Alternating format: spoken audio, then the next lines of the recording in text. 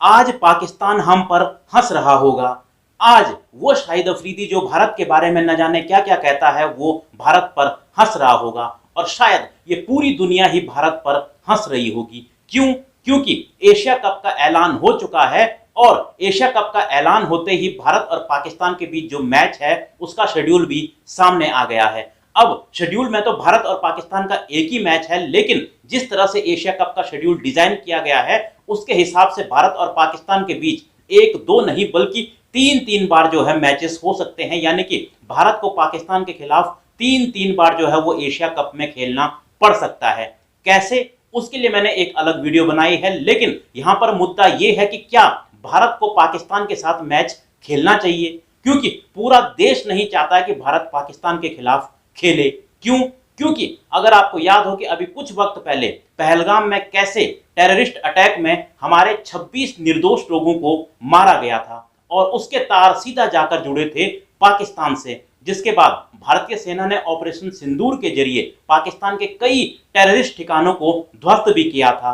और यहां तक कि हमारे प्राइम मिनिस्टर ने भी बयान दिया था कि अब पाकिस्तान का पानी जो है वो रोका जाएगा, क्योंकि पानी और खून एक साथ नहीं बह सकते। और साथ ही साथ उन्होंने कई बार यह भी दोहराया है कि पाकिस्तान के साथ बातचीत और आतंकवाद एक साथ नहीं हो सकता है। यानी कि पाकिस्तान का पूरा बॉयकॉट करने की तैयारी है। लेकिन फिर ऐसी क्या मजबूरी है कि हम एशिया कप में पाकिस्तान के खिलाफ खेलने जा रहे हैं? अगर आपको याद हो कि अभी कुछ वक्त पहले ही जो लेजेंड्स क्रिकेट लीग है, यानी कि जो रिटायर्ड खिलाड़ियों की एक लीग है, उसमें भी भारत और पाकिस्तान का मैच था, लेकिन सबसे पहले शिखर धवन ने उसे खेलने से मना कर दिया और फिर शिखर धवन को साथ मिला पठान बंधु यानी कि इरफान पठान और यूसुफ पठान का, जिसके बाद हरभजन सिंह और सुरेश रैना ने भी पाकिस्तान के खिलाफ खेलने से मना कर दिया, जिसके बाद मैच को रद्द कर दिया गया। लोगों ने इन सभी खिलाड़ियों की खूब तारीफ की, लेकिन फिर जैसे ही एशिया कप 2025 का शेड्यूल सामने आता है तो उसमें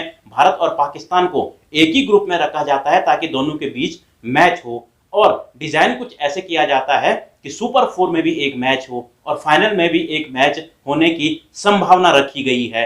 यानी कि भारत पाकिस्तान के खिलाफ सिर्फ इसलिए खेल रहा है क्योंकि यहाँ पर पैसे या यूं कहें बहुत ज्यादा पैसे का मसला है। लेकिन क्या भारत को दूसरे देशों से नहीं सीखना चाहिए कि दूसरे देश जो है जब किसी का बायकॉट करते हैं तो वो कैसे करते हैं? आपको साउथ अफ्रीका का याद होगा कि कैसे साउथ अफ्रीका में गोरे और काले का भेद किया जाता था, जिसकी वजह से साउथ अफ्रीका 1988 तक ओलंपिक से बैन रहा। और यही नहीं, फुटबॉल वर्ल्ड कप में भी 1961 से लेकर 1992 तक साउथ अफ्रीका पर बैन रहा। और यही नहीं, सिर्फ क्रिकेट में भी जो साउथ अफ्रीका है उस पर 22 साल तक जो है 1970 से जो है वो बैन लगा रहा। यानी कि साउथ अफ्रीका को कई जगह से बैन किया गया। वहीं रशिया, जिसने कि यूक्रेन पर अटैक किया और उसकी वजह से उसको ओलंपिक से बैन कर दिया गया। और यही नहीं, फुटबॉल वर्ल्ड कप से 2022 और 2026 में रशिया को बैन कर दिया गया। और जब वर्ल्ड वॉर 2 हुआ था, जिसको कि जर्मनी और जापान की वजह से माना गया था कि इनकी वजह से ये वर्ल्ड वॉर हुआ है, जिसकी वजह से इन दोनों पर 1950 में फुटबॉल वर्ल्ड कप में बैन लगा था और साथ ही साथ 1948 से ओलंपिक में भी इन दोनों देशों पर बैन लगाया गया था।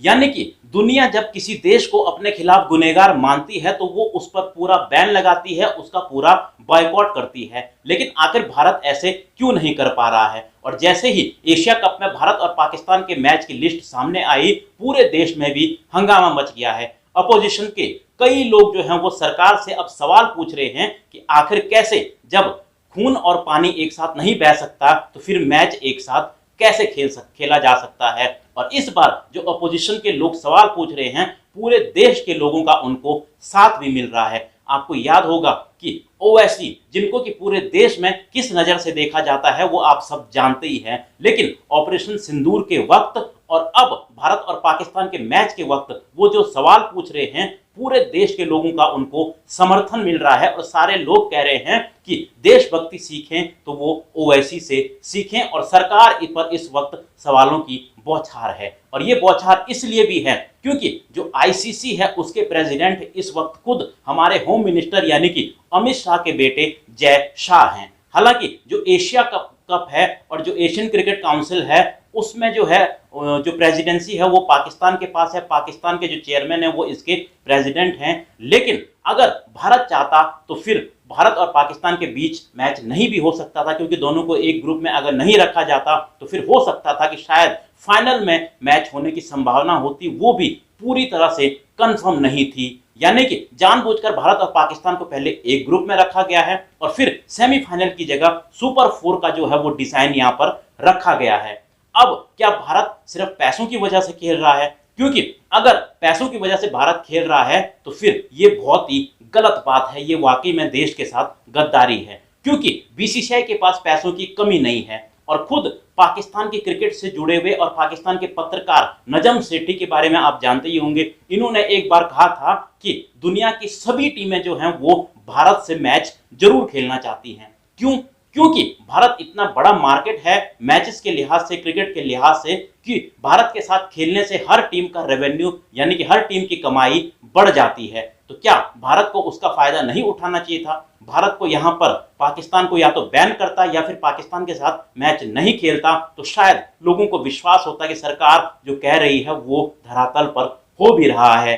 और अगर भारत जो है दूसरे देशों से खेलना बंद कर देगा, जो लोग भारत का समर्थन नहीं करेंगे, तो फिर उनकी जो कमाई है, जो रेवेन्यू है, वो ऑटोमेटिक गिर जाएगा। और भारत के पास आईपीएल जैसा बड़ा ब्रांड भी है जिसमें हम बिना पाकिस्तान के खेलते हैं और तब भी बहुत कितना पैसा कमाते हैं, ये सभी लोग जानते ही हैं। तो फिलहाल इन सब बातों के बाद अब जो एशिया कप में भारत और पाकिस्तान के बीच मैच हो रहा है, पूरे देश में उसका विरोध हो रहा है। तो आप भी अपनी राय दीजिए कि क्या भारत को पाकिस्तान के खिलाफ इस सिचुएशन में मैच खेलना चाहिए या फिर नहीं। राय कमेंट बॉक्स में दें। मिलता हूं मैं आपको एक और ऐसी ही वीडियो में।